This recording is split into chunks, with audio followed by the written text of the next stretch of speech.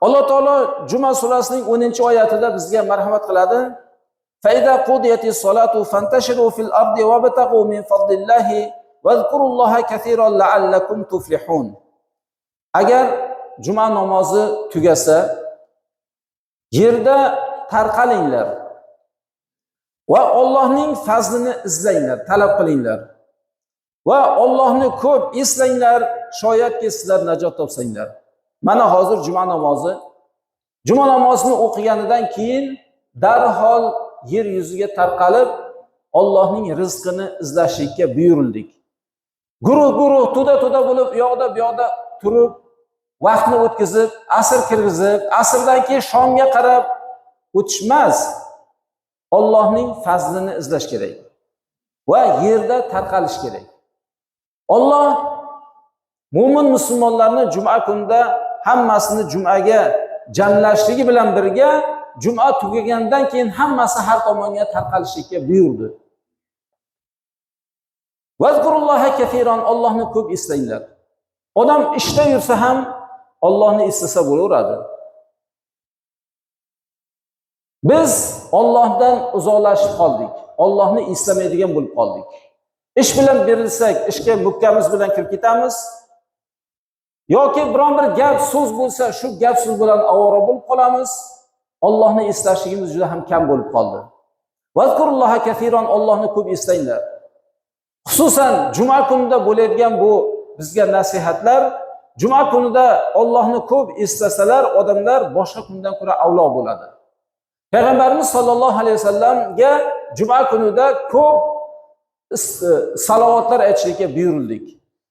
Boshqa kunlari ham buyurilganmiz. Juma kunida ko'proq aytishga buyurildik.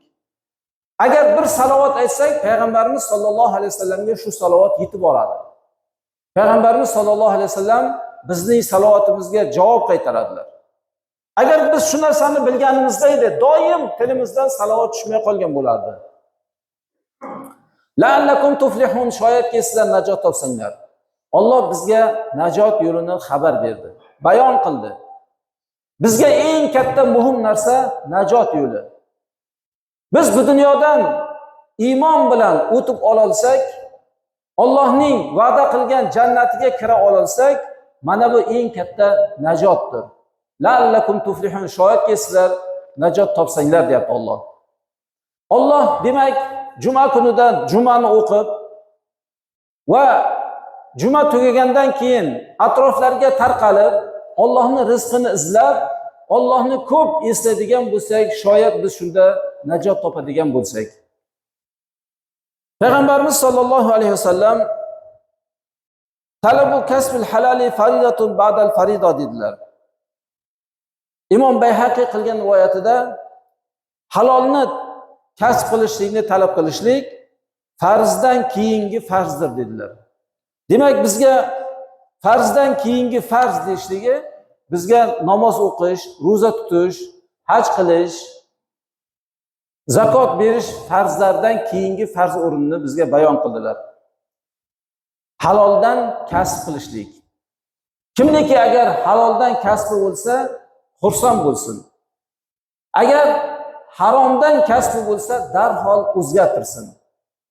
Bu dunyoda och qolib ketaman deb o'ylamasin. Har bir odamni Alloh rizqini peshonasiga berib qo'ygan. Rizqi tugamaguncha odam bu dunyodan o'tmaydi. Payg'ambarimiz sollallohu alayhi vasallam lan tamutan nafsu hatta tastakmila rizqaha deganlar. Jon o'zini rizqini to'la qilib olmaguncha bu dunyodan o'tmaydi deganlar. Sizlar rizq talab qilishingda haromga o'tib ketib qolmangizlar deganlar.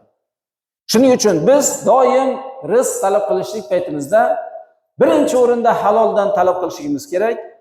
Undan keyin ibodatlarda ham sobit qadam bo'lishimiz kerak.